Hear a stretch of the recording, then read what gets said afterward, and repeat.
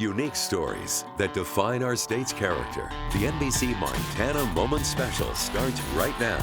Sponsored by Montana Chevy Dealers.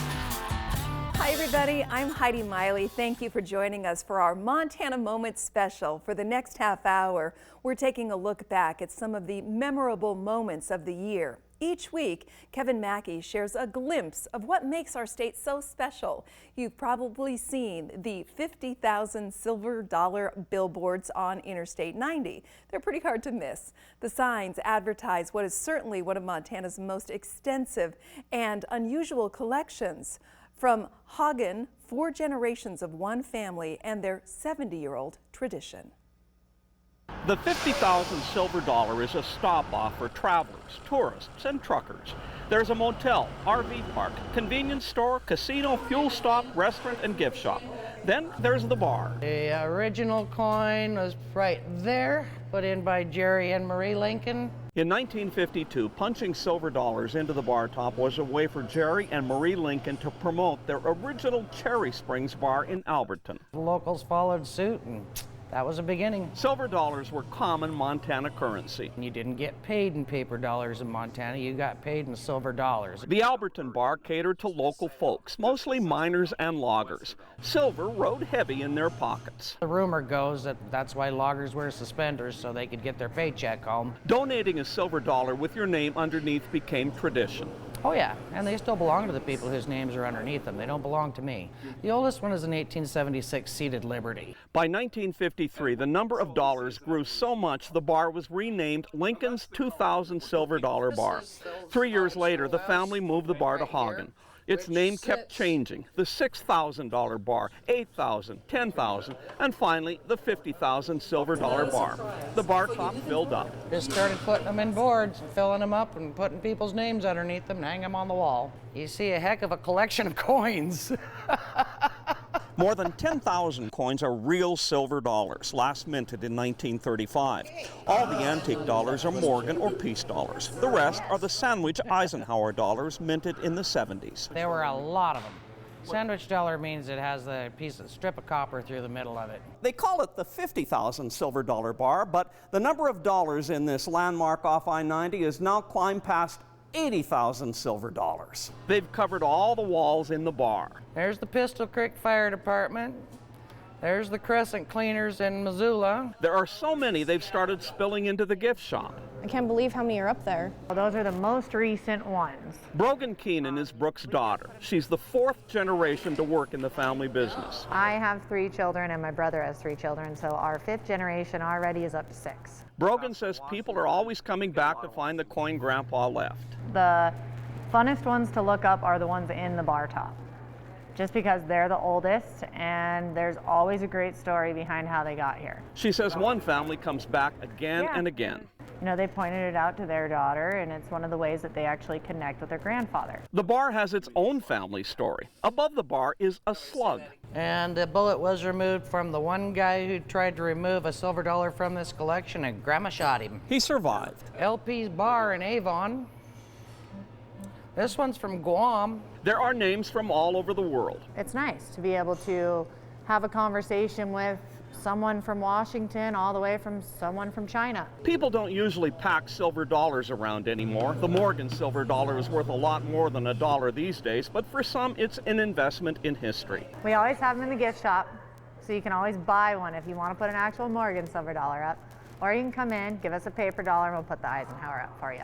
The silver dollars keep on coming and coming, filling up wall after wall. We got lots of walls. How soon before the 50,000 silver dollar bar changes its name to the 100,000 silver dollar bar? Kevin Maki, NBC, Montana. All right, now in the early 1900s, especially the Bitterroot grew several hundred varieties of fruit trees, mostly apple. But many of those antique fruits were lost or forgotten. Roger Joy has grafted antique fruit varieties onto thousands of trees at his wholesale nursery in Corvallis. He learned the art at a nursery in Oregon. When he moved to the Bitterroot more than 40 years ago, he was in high demand. I've been shown some of the very old special old varieties that have been here for over 100 100 years, and we've been trying to keep them going since then. The old original Mac, the old Wealthy, that's still around here, and that was known for its cider. We have Ashmead Kernel, that's the same one that Thomas Jefferson had at Monticello. And that's just a few of the fruit trees found here. They were especially prevalent during the Bitterroots apple boom. Several hundred varieties represented here. Many varieties are extinct now. They're just gone. They're no longer available. Years ago, just about everybody had at least a little orchard, a kitchen orchard. And sometimes somebody rediscovers one of those old trees that nobody remembers. Those that have survived all these years are wonderful treasures. To keep the antiques going, you graft or bond a preserved cutting or scion onto a living tree of the same species. To illustrate, the nurseryman shows us a piece of red dogwood grafted onto a willow whip. The definition of a graft is uniting two living pieces of tissue. Roger keeps his carefully labeled scions in a cooler, old varieties waiting to be transformed into branches that will bear fruit. We're going to put Colville Blanc d'Hiver, that's this piece, on this lateral branch coming off here. This is the apple King Louis VIII was making his tarts out of in 1599. So I'm going to make a nice long smooth tapered cut. Roger splices the heritage apple on a semi-dwarf Macintosh. A semi-dwarf Macintosh with a snow apple top. The snow apple's a French apple from the 1700s. Three very old antique varieties on one canopy. The base variety down here is called Good Mac, and that's a cross between Macintosh and Goodland. The guys that live in town that don't have a lot of room will have 3 or 4 varieties in the same canopy. And this will also help for pollination. That bee won't have to fly very far to pollinate one from the other. Helping Roger is Molly Crawford. She's been working with him off and on since she was 15. I was just so impressed. She smoked all those high school football players when it came to working out in the field. Role model, mentor.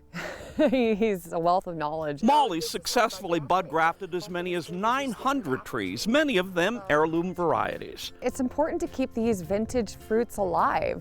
I mean, they're classics for a reason. The trees offer a tangible history of some of the valley's most prominent pioneer farms, like Otto Quast, Duchess of Oldenburg. Otto Quast told me that there was no reason to make an apple pie out of anything but this. His grandmother planted that tree. Roger's grafted plums, pie cherries, and pears, like George Frost's pear tree. And George won the blue ribbon with this every year he put it in the fair. There are grafts from this old Macintosh that stands at the Western Agricultural Research Center. He's taken grafts from Father Ravalli's ancient tree at St. Mary's Mission. I got Gravenstein from Libby McClay up out of Florence up there. That's another variety that goes back to the 1700s. You know, I see a cool trend again is that people want those kitchen orchards. At 72, Roger wants to slow down. That's supposed to be my retirement program out there, Kev. There's 200 trees out there. That's a crab apple that I'm very, very proud of. The Kerr crab. We want to get it into the school system if we can, and it's one of the best ciders you'll ever try. Roger says the nursery is in good hands. Trying to retire, but Molly's going to take over, and I'm going to do everything I can do to make sure she's successful. And I get to save a lot of trees. Molly says she's learned and is still learning from the fruit tree master. Kevin Maki, NBC, Montana. And coming up, amateur radio operators meet in the wilderness for special training. See how they're connecting with the rest of the world to help with emergency situations. Plus, for 17 years, he lived alone in the mine yards in Butte. He was a dog named the Auditor. His remarkable story of life in those mine yards later in our Montana Moment special. Well, we ask you all the time to chime in your photos and videos, and we have a special section just for Montana Moments. That could be anything that means Montana to you. Say weather, wildlife, history. You can share it all with us at nbcmontana.com/chime in. Now, at Chief Joseph Pass, amateur radio operators from all over the world spent time in February making contact with each other. The real-time event was a training exercise to help mitigate potential emergency situations. Kilo Golf 7, Sierra Papa Lima. KG7 SPL set up its tower at Chief Joseph Ski Area. It's Corvallis American Legion Post 91's amateur radio club. Its members are participating in the annual Winter Field Day. It's an activity throughout the the world, and it's to basically go out in the environment and test your equipment. We're on the Montana-Idaho border. It's a bright, clear day. Everywhere you look are mountains and snow. At more than 7,200 feet in elevation, it's a good place to pick up radio transmissions. CQ, CQ, CQ. This is Kilo Golf 7, Sierra Papa Lima. Whiskey 0 Alpha Uniform, you're 5 and 20 over here. Go ahead. The club is only operating on 5 or 10 watts compared to thousands of watts that a television station might have.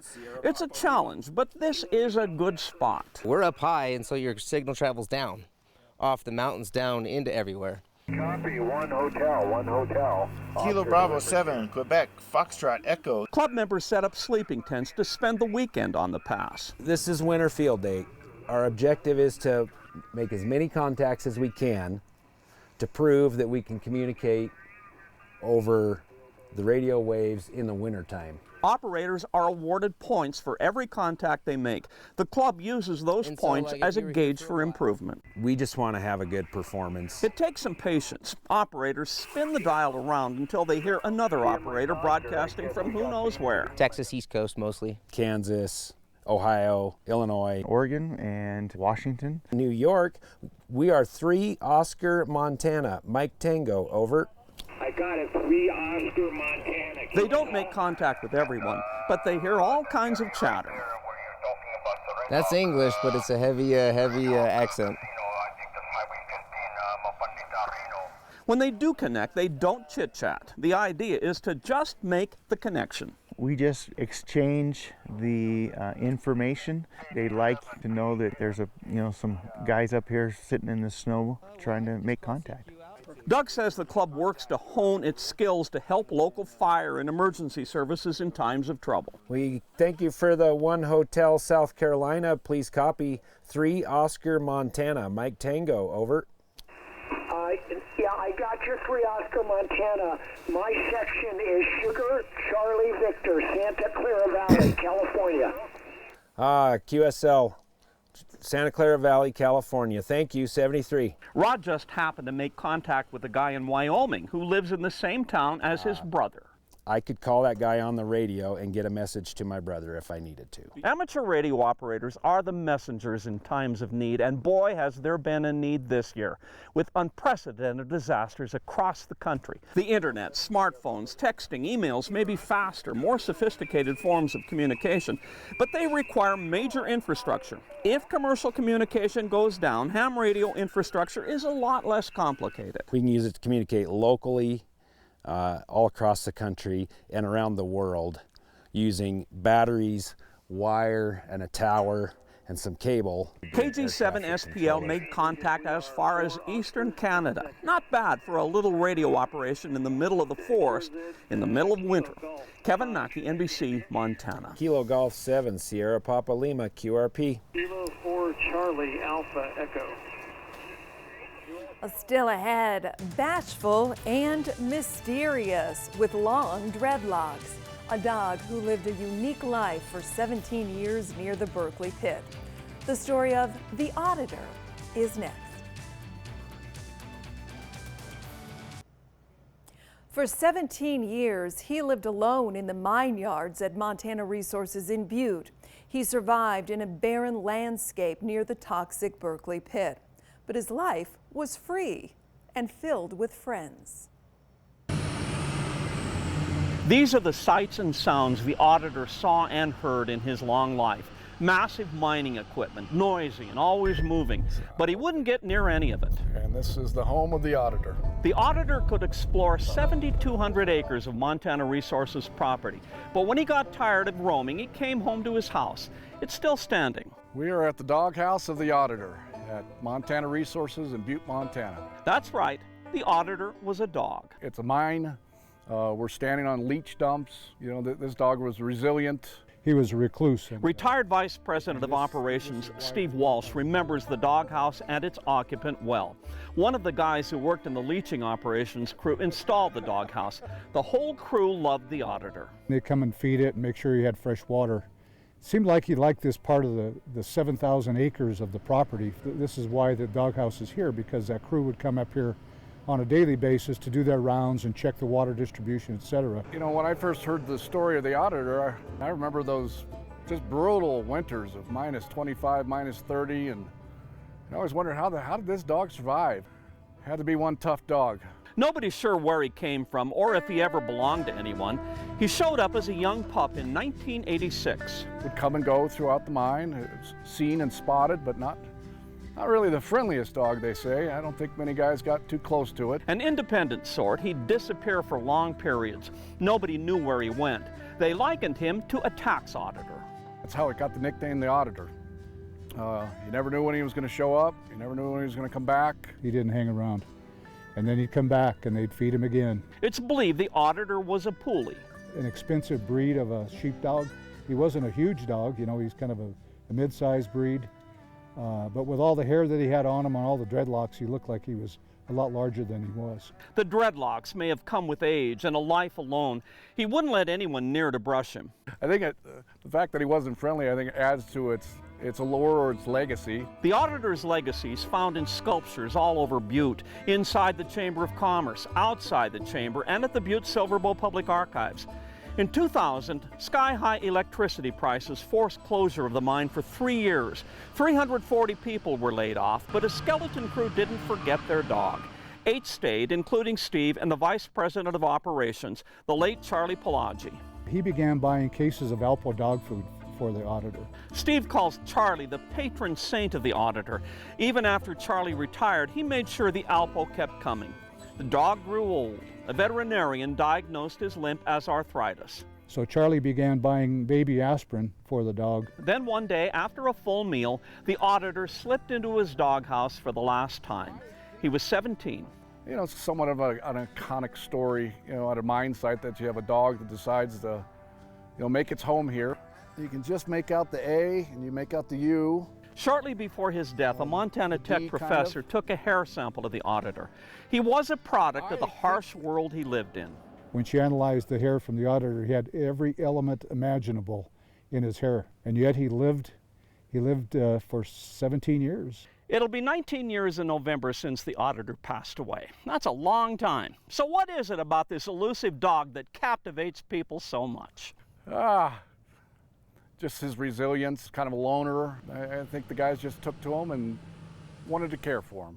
That's kind of like Butte as well. The Auditor is a proud symbol of Butte and a Montana Resources mascot. But mostly, Steve says, he was the miners' mascot. He was their dog. When we come back, the richest dog on earth. Through the years, the Auditor's story has been celebrated all over the world. He's been the subject of numerous art forms, a perfect source of inspiration for children. Kevin Maki continues our Montana Moment. This is my children's book about the Auditor, the richest dog on earth. Shannon Hopewell got the idea of writing a book after giving birth to her new baby. The ideas started forming in the middle of the night. Couldn't sleep, first mom anxiety, and I thought, well, what a better way to spend my time than write a children's book. She thought baby Liam and other children would find the Auditor as fascinating as she did as a youngster. Hi, my name is the Auditor. I live in a mine yard on the richest hill on earth. She believes the Auditor and the miners who cared for him sent a wonderful message. That there's love and hope in the world, and even though he was kind of recluse, that he was loved. I live alone with no owner to call my own. Shannon is a Butte native who traces mining city stories back to her great-great-grandmother. So many stories, and I wanted to kind of start books that pass down the history of Butte. Both her great-grandfathers worked in the mines. We've really made a livelihood here through the mines. My great-grandfather was an electrician. His name was Earl Sullivan. My other great-grandfather worked at the Badger mine. He was Frank Cunningham, the man second from left in the plaid coat. I had the honor of knowing them at least. They both passed away early 2000s. That family mining history and her love of her great-grandpas and Butte itself helped in the development of her book. Regardless of anything, we stick together and we stand up for each other. The miners make sure to take good care of me. I wanted to really take what pictures of the Auditor are out there and kind of resemble them within the book and with the landscapes of the mine. Those pictures are less austere than the real mine, and the auditor isn't as serious looking as he was in real life. Shannon, with the help of her little sister, drew the illustrations. To be, you know, children book friendly, to just give him a little personality. He lived freely. I think he was probably happy. I spend my days roaming the hills. They never know when I'll show up again. When he did, the miners would wonder if they'd ever see him again. I come back to them because they are my friends. Shannon considered several titles for the book. None seemed to work. I had a lot of different titles, and then one day it just hit me. I'm like, that's the name of the book. The Richest Dog on Earth, a dog rich in freedom and rich in friends. The Auditor is a uniquely viewed story, but The Richest Dog on Earth is a universal one too. In its simplicity, it's just the story of kindness and responsibility. Kevin Maki, NBC, Montana. Since we started Montana Moment, I've met dozens and dozens of people who've opened their hearts to me to tell their stories. Every one of them remarkable for their dedication to their jobs, pastimes, and families. I thank them, and so many, many more. Special thanks to my NBC Montana family who make the real Montana Moments happen, and to Montana Chevy dealers for sponsoring them. Our staff is always working for you, telling you your unique stories about the Treasure State, its history, and its great people. If you have a story idea, let us know at NBCMontana.com. Until next time, be safe, stay healthy, and keep making Montana Moments. If you want to watch this story again, or if you missed one of my previous stories, you can watch every Montana Moment in a special segment on our website at NBCMontana.com. And thank you for joining us for our Montana Moment special. You can catch Kevin Maki and his Montana Moments Sundays at 10 p.m. here on NBC Montana.